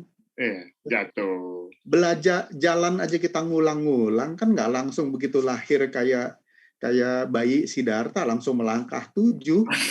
Tumbuh teratai ya. Gitu. Siddhartha aja juga sebelumnya perlu ada pengulangan ya kan. Gitu. Jadi mari saya pikir kita sama-sama jangan terlalu jadi momok soal online, digital, teknologi dan sebagainya. Dan itu adalah satu alat bantu aja ya. Alat bantu untuk kita bisa lebih cepat melangkah. Bisa membuat apa yang kita lakukan menjadi lebih bagus. Teknologi bisa membuat jadi lebih murah. Ya, lebih cepat, lebih murah, lebih bagus, tapi hati-hati bahwa semuanya tetap dikendalikan oleh manusia ya. Ya. Seperti itu tadi. Mungkin Romo, mungkin seperti yang kita bilang, kita butuh produk. Manusia memang kita online, seperti kita Zoom begini, memang tapi kita kan butuhnya manusia. Butuhnya misalnya kita butuh minum nih. Biarpun ya platformnya aja berubah, tapi kebutuhan kita kan tetap. Kebutuhan fisik akan minum, kebutuhan fisik akan makanan, itu kan tetap. Ya mungkin platformnya yang berbeda. Mungkin dulu jadi satu jokes dulu saya pernah kami sering buat jokesnya itu dulu kalau zaman 70-an, 60-an orang berpikir nanti in the future saya duduk aja bisa makan kok. Nggak mungkin orang bilang gitu. Ya kan? Saya duduk aja nih, pokoknya saya duduk aja. Nanti makanannya datang sendiri kayak surga gitu loh, kira-kira gitu buat jokesnya gitu. Ya tapi memang benar. Ya tapi kan kita terlepas dari ada kurir yang ngantar lah gitu ya. Nah tapi kan platformnya yang berbeda. Tapi kebutuhan kita tetap akan misalnya kalau kita jualan sepatu kan kita tetap butuhnya sepatu. Itu bentuk fisiknya. Platformnya berubah online. Nah menurut Romo, whether it is positive or negatif, kita harus accept it, benar nggak Romo? Dan apa sih tips dari Romo? Online ini jangan dilihat negatifnya, karena kebanyakan orang melihat negatif, aduh gara-gara online nih, jadi bisnis saya yang biasa tradisional ya karena mungkin udah usia sepuh ya, nggak bisa online sehingga mungkin mungkin terreduksi atau kalah bersaing dengan yang anak-anak muda, bisnis yang baru muncul. Nah, gimana menurut Romo? Kembali, saya mengajak kita semua, ya, teman-teman yang telah melakukan profesi sebagai pebisnis, pengusaha, tingkat apapun juga, ya, skala apapun juga, melihat perkembangan teknologi atau yang dibilang online tadi, itu jangan terlalu parno gitu ya. Jadi jangan berlebihan. Itu adalah satu alat kembali. Ya. Tinggal kita mau pakai atau tidak. Gitu. Apakah yang online kita harus selalu online? Ya, belum tentu juga sih. Ya. Apakah harus punya toko online? Belum tentu juga sih. Gitu. Ya. Hati-hati nih. Ada klien juga yang terlalu bersemangat mau online sebelumnya. Wah, ya entahlah dia mungkin ikut seminar atau dari mana, terus udah mau online, terus belakangan bilang, oh sekarang saya udah online. Pas ngobrol-ngobrol, yang dimaksud online-nya rupanya apa? Oh ya, grup. Ya. Jadi ya online-nya ya cuma asal punya satu akun gitu loh. Ya. Nah, ini jadi kesian juga kan. Terus yang terjadi apa? Begitu dilihat, ya bisnisnya, ya saya ngomong Indonesia lah ya, keseluruhan ya. Itu total transaksi perdagangan, ya bisnis. Saya percaya bisnis angka online, ya transaksi online dibandingkan transaksi yang disebut konvensional, yang belum online, itu masih belum imbang loh. Ya, belum imbang. Masih lebih banyak yang bukan online. Karena mayoritas populasi belanjanya itu masih tidak online. Kalau untuk retail, oke, selama 2,5 tahun ini, semuanya mungkin masuk ke belanja lewat berselancar di internet, ya, yang kita bilang belanja online. Tapi kalau bicaranya adalah untuk konteksnya yang lebih besar, grosir, B2B, ya, sepertinya belum begitu banyak deh. Ya, yang bermain di online keseluruhan. Ada yang hybrid gitu ya, O&O gitu. Ada online and offline. Nah, jadi buat teman-teman yang masih belum fully automated atau belum fully online, jangan kecil hati dan pesimis merasa diri, wah udah ketinggalan zaman. Oke, sadari itu adalah suatu hal yang bagus. Cepat-cepat belajar, ya, belajar online, go digital, perlu. Karena kedepannya, bukan cuma ke depan ya, saat ini pun market digital udah semakin bertumbuh, ya. Cuma yang saya mau ajak di sini adalah, mari jangan karena terus merasa ketinggalan, kemudian jadi khawatir, akhirnya malah nggak bergerak. Ya, seperti itu. Jadi belajarlah, kalau memang masih belum, belajar. Kalau belum go digital, silakan go digital. Tapi bisnis yang sebelumnya, bisnis yang selama ini jadi backbone, jangan ditinggalkan. Ya, gitu. Jadi timnya jangan diminta untuk berpindah semuanya ke online. Hati-hati. Nanti customer-customer lama yang dilayani itu malah terbengkalai. Ya. Jadi kalau misal mau, bikinlah 2 tim, ya. Atau yang garap online itu sebagian dari tim yang sekarang, ya. Jadi sebagai tambahan atau second job-nya, ya. Yang utamanya jangan ditinggalin, ya. Oke, baik. Terima kasih Romo. Nah, Ya. kita ke Koyasan. Koko percaya nggak sih ada orang bilang orang bisnis itu punya privilege gitu ya. Setiap orang itu punya privilege dan opportunity itu juga something kadang orang mau tapi nggak ada begitu. Privilege yang bagus itu mungkin ada orang bilang ya saya itu bisa karena banyak privilege-nya, mungkin ada network-nya dan sebagainya gitu. Gimana sih menurut Koko? Benar nggak sih statement begitu? Oke, menurut saya sih benar ya. Jadi kalau dibilang apakah saya punya privilege sampai akhirnya bisa ada di titik ini, iya gitu. Saya tidak memungkiri bahwa saya punya privilege. Apa aja privilege saya? Saya orang tua saya masih bisa sekolahin saya, keluarga saya kelas menengah, lumayan baik, harmonis, saya tinggal di keluarga yang suportif kepada saya.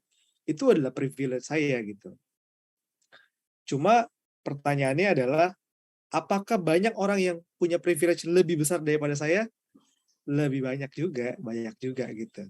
Dan apakah atau orang yang punya privilege sama dengan saya banyak juga gitu. Jadi menurut saya kita tuh dalam hidup itu bukan yang menghindari privilege, kita memanfaatkan hidup kita dengan privilege yang ada.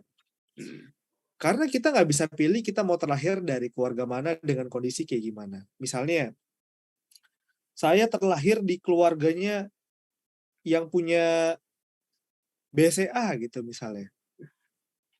Ya, do my best untuk ngejalanin BCA. Bukannya oke deh, udah saya nggak mau lanjutin bisnis keluarga karena saya pengen memulai segala sesuatu dari nol gitu. Saya tidak mau punya privilege. Ya ada nggak orang kayak gitu? Ada aja sih. Cuma menurut saya nggak ada salahnya kalau kita ngelanjutin bisnis keluarga atau kita ya memanfaatkan privilege yang udah ada gitu. Sekarang kan di internet banyak bilangnya kalau ada orang sukses, orang selalu bilangnya ya itu mah privilege dia gitu. Nah, menurut saya itu mental yang harus dihindari gitu. Cara mentalitas berpikir bahwa ngelihat orang lain sukses itu mikirnya dia mah cuma hoki. Dia tuh emang keluarganya udah seperti itu. Dia mah memang karena apa. Itu adalah komentar-komentar yang tidak akan membuat kita bertumbuh sih menurut saya sebagai seseorang. Di bidang apapun itu gitu, nggak cuma usaha.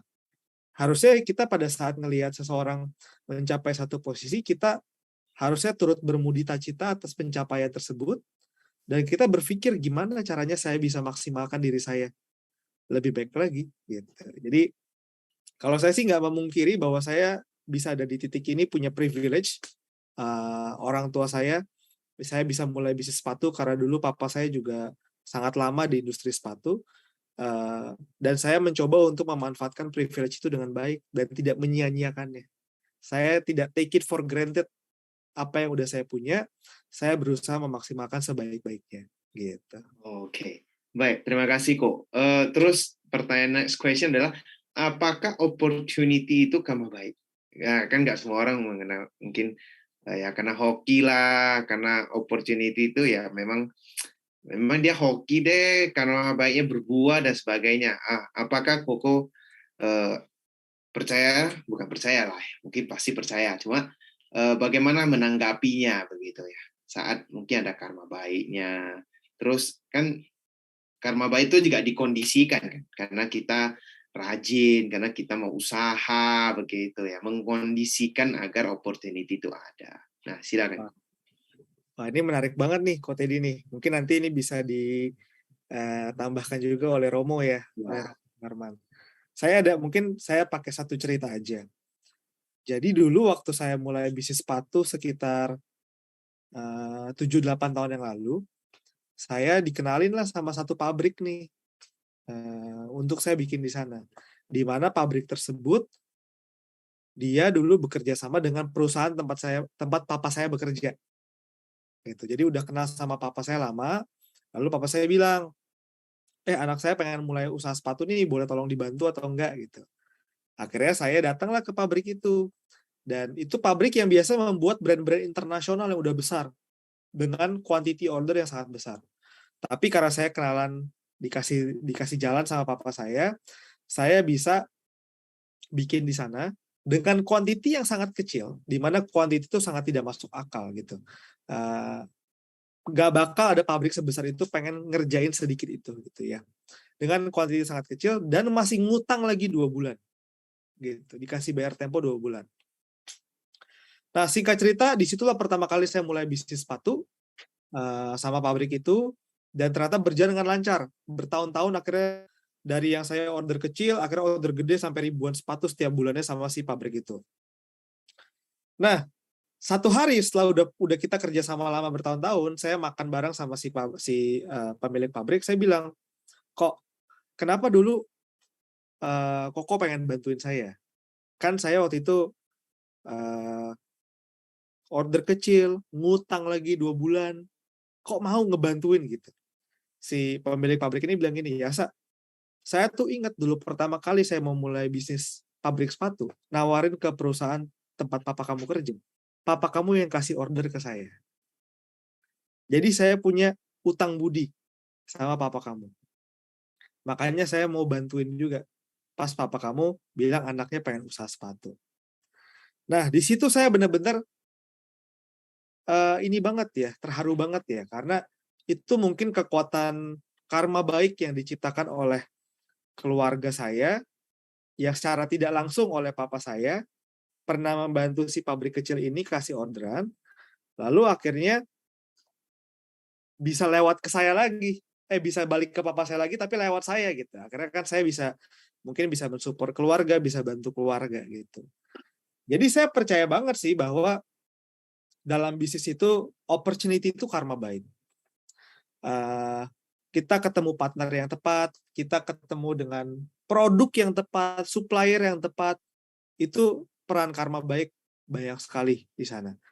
Makanya dalam bisnis saya pegang satu prinsip, kita boleh hilang duit, boleh hilang waktu, boleh hilang apapun, tapi jangan sampai hilang kepercayaan orang. Jangan sampai kita melanggar prinsip-prinsip yang tidak baik dalam bisnis. Karena itu akan dipegang bukan hanya sampai ke kita, tapi sampai ke anak-anak kita nanti gitu. Sekarang saya udah punya anak, saya berpikir bagaimana ya supaya saya ini dalam kerjaan saya itu, anak saya ini bisa nanti dalam kerjaannya itu bisa mudah supaya orang-orang bisa bilang, wah dia anaknya Yasa ini pasti orang baik gitu. Kita harus bantu. Nah, gitu sih saya berpikir ya. Wah, menarik nih. Nah, mungkin gimana menurut Romo? Apakah opportunity itu karma baik? Nah, bagaimana kita mengkondisikan agar karma baik itu berbuah? Jadi kalau tadi Koyasa dikenali nih ke pabrik nih, tapi Koyasanya nggak mau gerak gitu loh, misalnya kan nggak mengkondisikan kan, gitu loh Romo. Kayak Koyasa ini, Yasa nih pabrik ini gitu. Terus Koyasa, udahlah, nggak usah lah, nantilah, gitu kan. Akhirnya kan nggak berbuah. Karena mengkondisikan akhirnya berbuah dan opportunity-nya datang. Karma baiknya berbuah. Nah, bagaimana menurut Romo? Tadi cerita dan pemikiran dari Yasa udah cakep gitu ya kalau orang pantun. Ya. Bagus sekali ya. Itu juga yang barangkali karena dari orang tua tuh ya, titip salam buat papa ya. Nah, jadi Romo Marga Singgi. iya, Kalau bicara tentang karma ya, Teddy ya, yang saya tahu karma itu kan artinya perbuatan ya. Yang sering kali kita omongin ini kan yang asiknya biasanya diomongin adalah buah karmanya kan. Kalau pada saat sesuai dengan harapan dibilang karma baik. Gitu. Kalau tidak sesuai harapan dibilang karma buruk. Gitu ya. Kalau kita telaah sedikit lebih banyak ya, karma itu kan dari pertama adalah niat ya, diawali dengan niat atau istilahnya Pali kan cetana. Jadi ada niatan kemudian dilanjutkan dengan tindakan. Nah, tindakan ini kan ada 3 macam ya. Kita belajar sama-sama bahwa ada tindakan dari pikiran,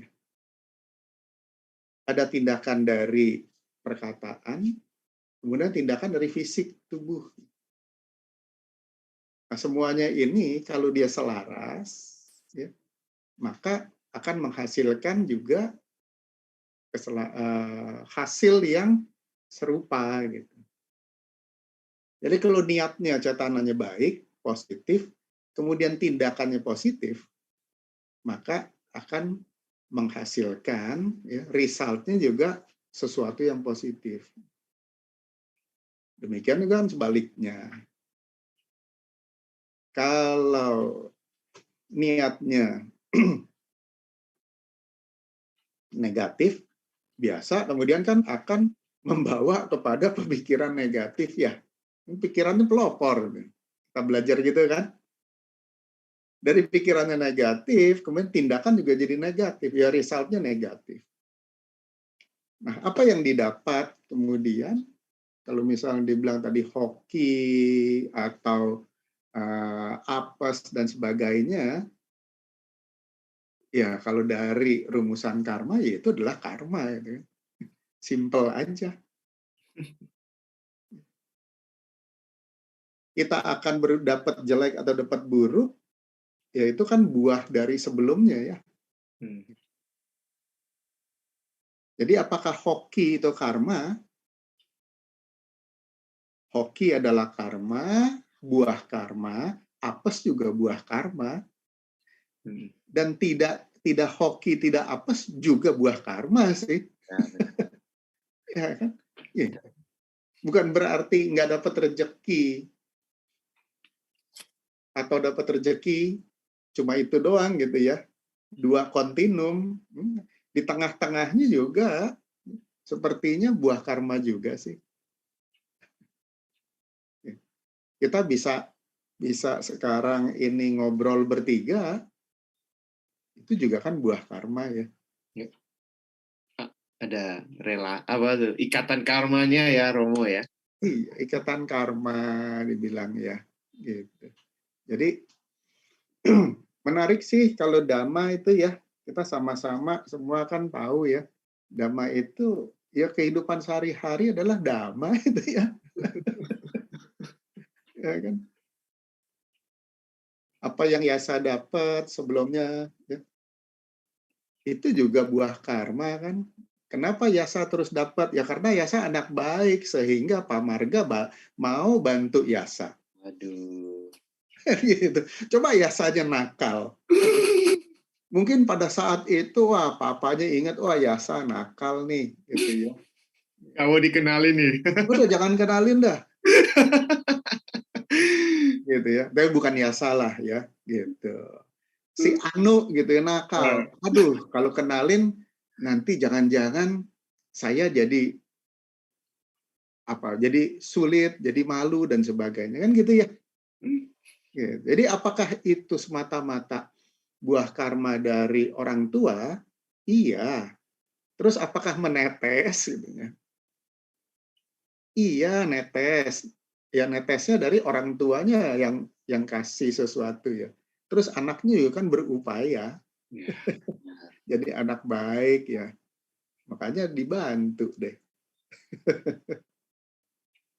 Mungkin gitu ya, Teddy ya. Baik. Romo, apa tips dari Romo untuk anak-anak muda? Jadi ini kita berbicara banyak. Boleh Romo untuk memberikan tips, mungkin review beberapa poin yang penting untuk berbisnis saat muda. Atau berbisnis saat inilah. Saya kurang suka sih kalau muda. Muda cuma tadi kata Koyasa lebih energetik, lebih berani aja ya. Tapi berbisnis saat ini mungkin lebih tepat. Iya, iya.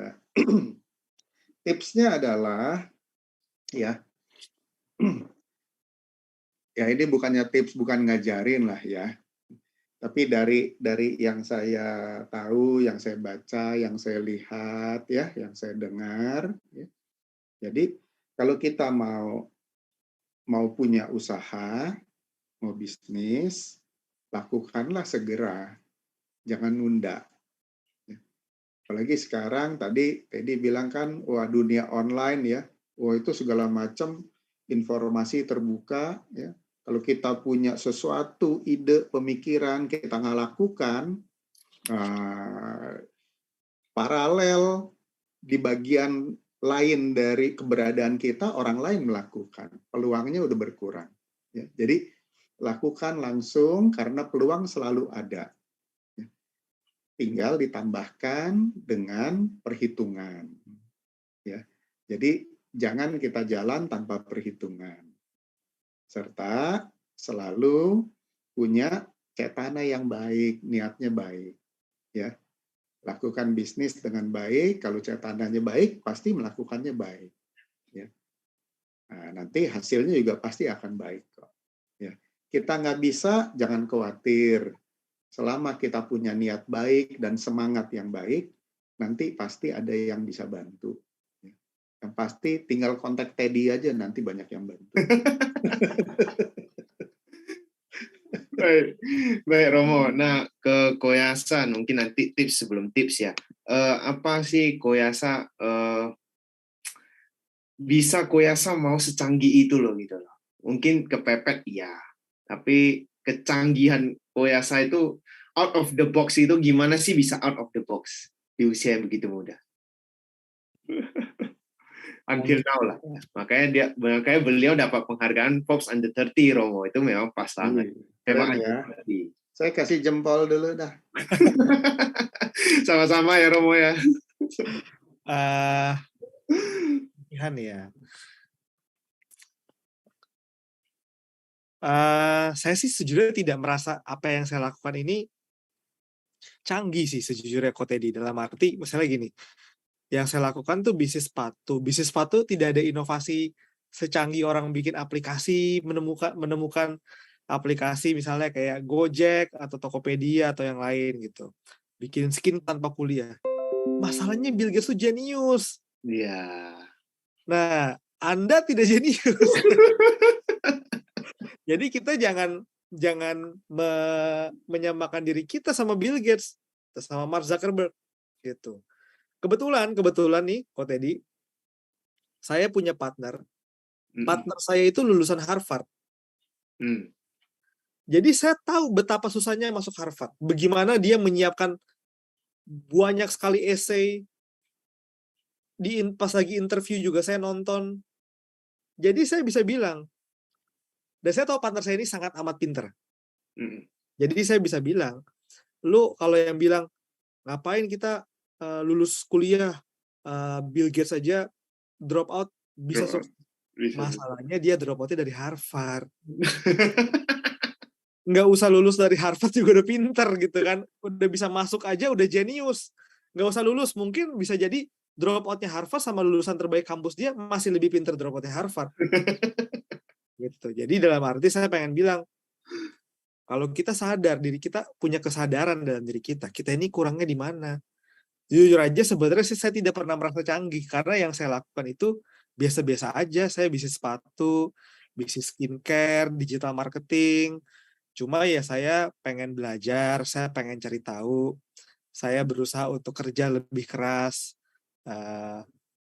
Itu aja sih sebenarnya. Kita pakai ilmu bodoh lah dalam arti gitu. Jadi yang penting kita terus curious dalam hidup ini, terus mau belajar, terus pengen berkembang, terus pengen maju. Karena tidak semua orang punya mentalitas itu. Gitu. Yos, mantap, luar biasa. Baik, Romo dan Koyasa, kita harus ada break sejenak karena ada adik kita Beatrice yang akan memberikan sebuah lagu. Adik Beatrice, are you ready? Nah, nanti kita akan kembali untuk closing statement dan berbincang sedikit lagi sebelum kita closing ya. Romo dan Koyasa ya, kita take a break dulu ya. Halo semuanya, perkenalkan nama saya Beatrice dan pada kesempatan kali ini perkenankan saya untuk menyanyikan sebuah lagu yang berjudul Tekad Siswa Sang Buddha. Selamat mendengarkan.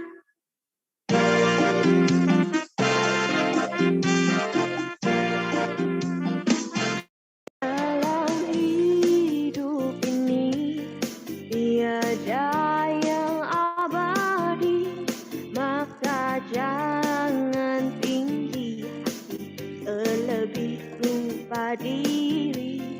Dalam hidup ini semua nampak pasti, lebih baik mawas diri hadapi problema hidup ini. Jangan putus asa, jangan gampang menyerah, walau seribu bala mendera hidup kita, takkan pernah goyah tekad siswa Sang Buddha menghadapi dunia, berpegang pada dhamma.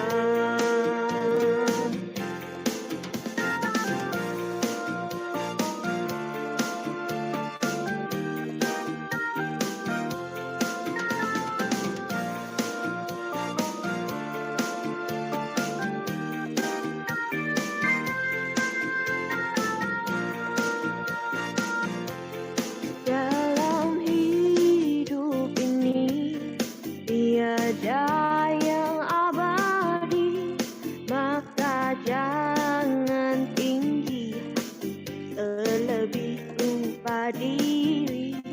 Dalam hidup ini semua nampak pasti, lebih baik mawas diri hadapi problema hidup ini. Jangan putus asa, jangan gampang menyerah, walau seribu bala mendera hidup kita, takkan pernah goyah tekad siswa Sang Buddha menghadapi dunia, berpegang pada dhamma. Jangan putus asa, jangan gampang menyerah, walau seribu bala mendera hidup kita, takkan pernah goyah tekad siswa Sang Buddha menghadapi dunia, berpegang pada dhamma.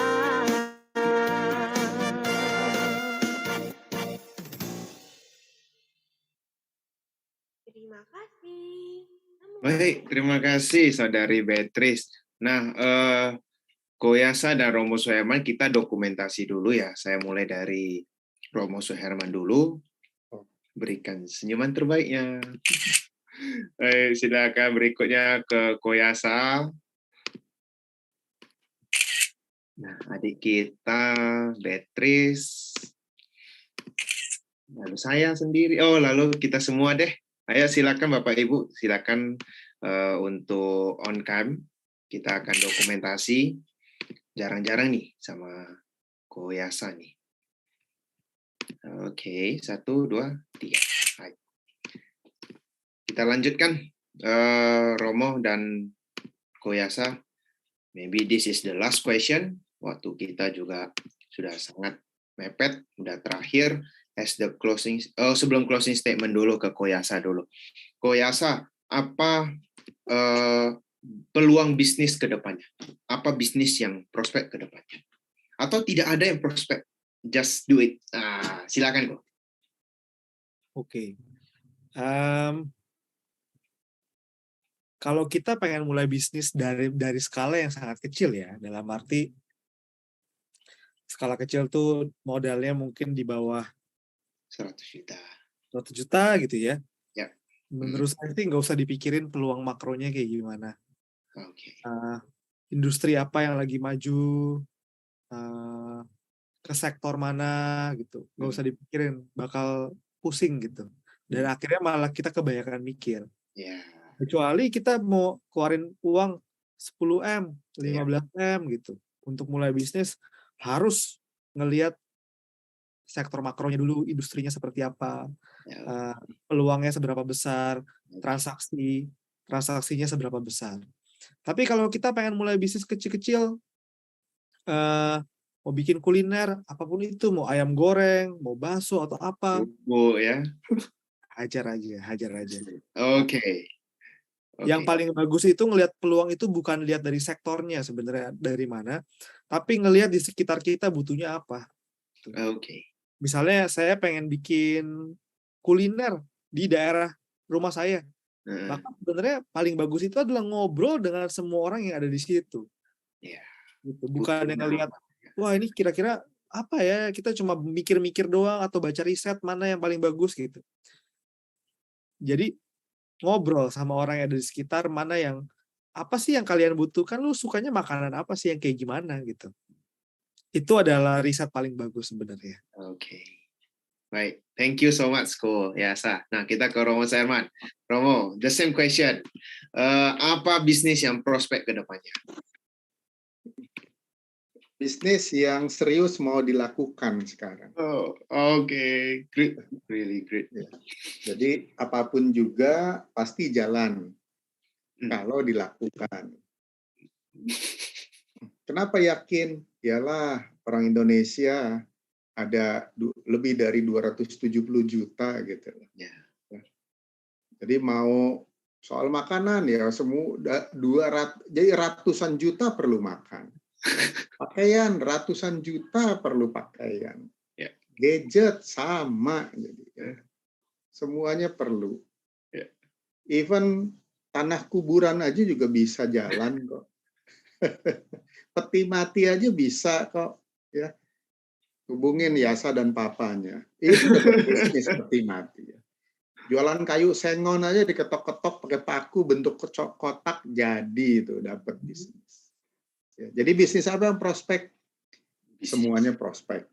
Asal mau dilakukan dengan serius, nggak asal-asal, nggak mau cepet-cepet kaya, karena namanya bisnis pasti ngerintis ya.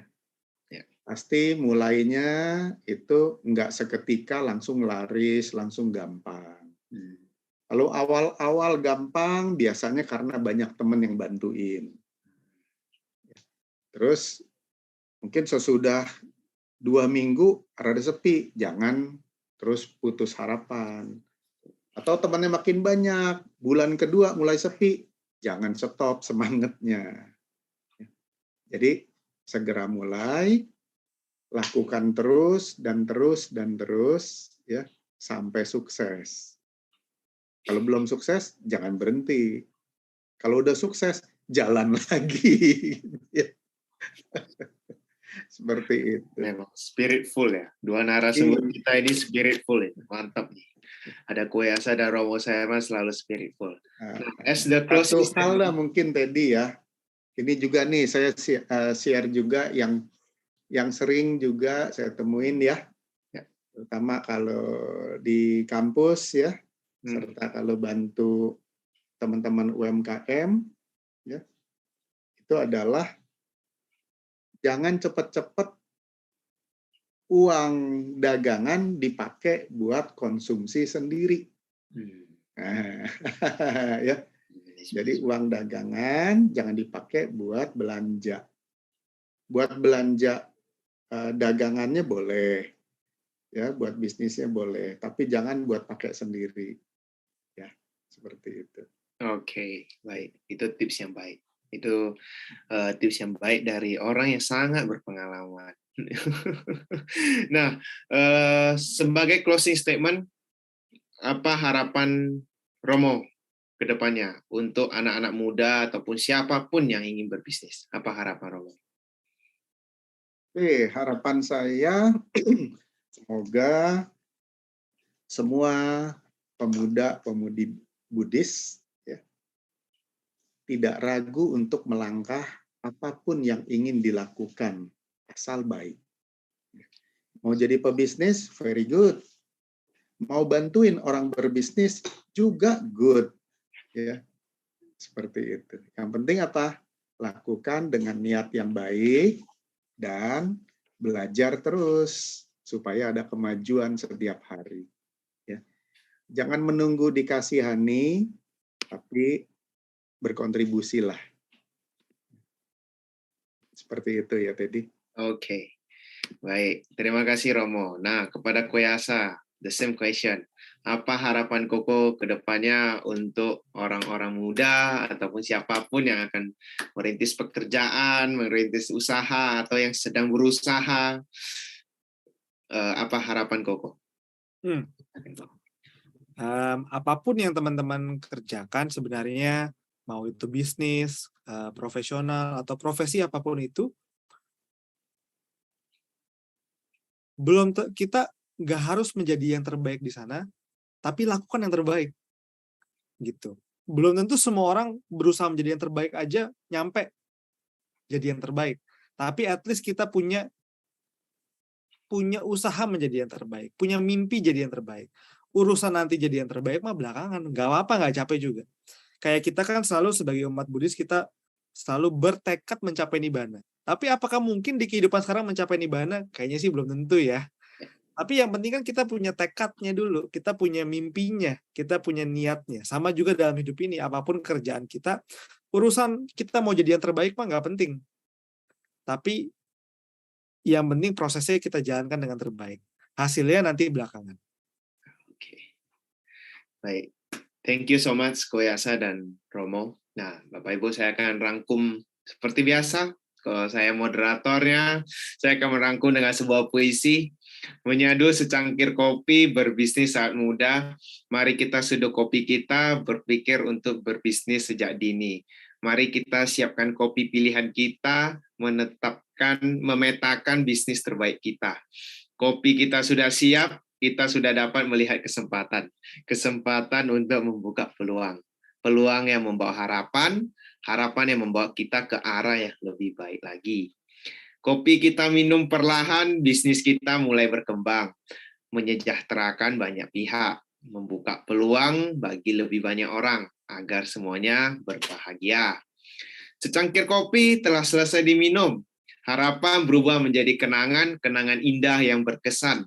Bisnis di saat kapanpun menjadi kenangan terindah sepanjang masa. Wah, luar biasa.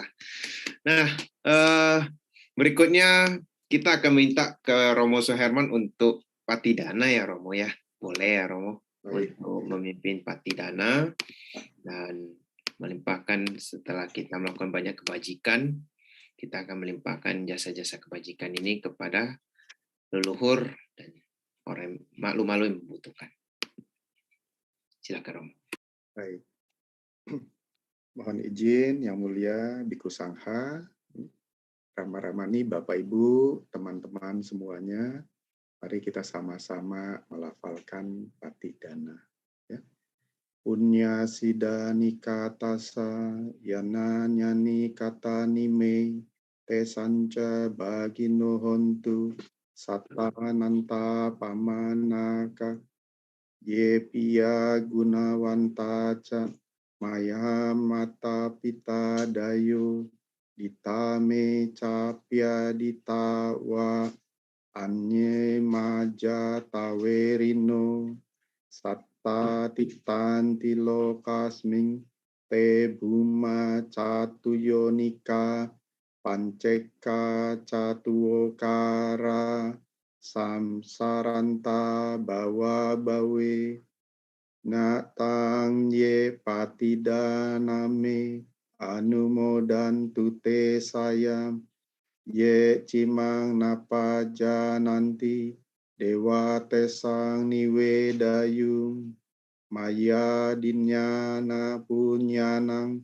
anumodana hetuna sabe satta sada hontu awera suka jiwino kema padan capa pontu pesasa si jatang subah. Sadu, sadu, sadu. Silakan Dedi. Baik, terima kasih Romo. Nah, Bapak Ibu, kita akan mengakhiri dengan nama Karapata. Izinkan saya akan memimpin nama Karapata. Silakan Bapak Ibu untuk bersikap anjali. Kita sama-sama menghormat kepada tirah tanah. Baik. Arahang sama sambuddho bhagawa buddhang bhagawantang abhiwademi. Swakato bhagavata dhammo dhammang namasami.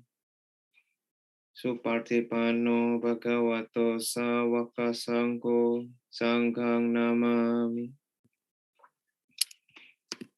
Bapak Ibu, kita akan melihat sedikit pengumuman.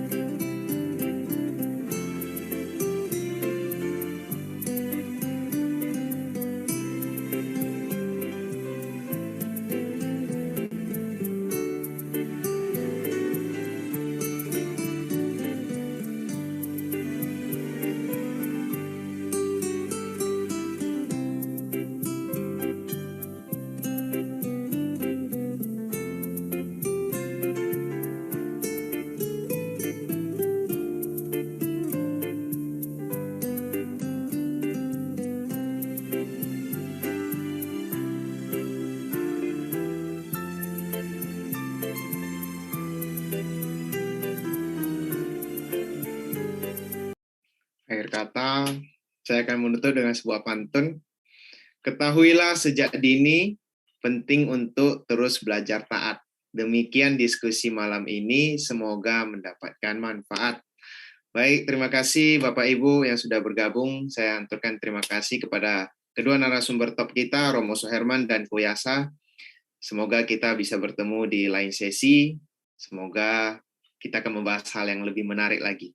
Baik, sampai malam, sampai jumpa, selamat malam. Terima kasih, Kuyasa, Romo Suherman. Thank you so much. Teddy, terima kasih banyak. Sampai ketemu lagi di kesempatan berikutnya. Ya, see you, Ko. Thank you so much.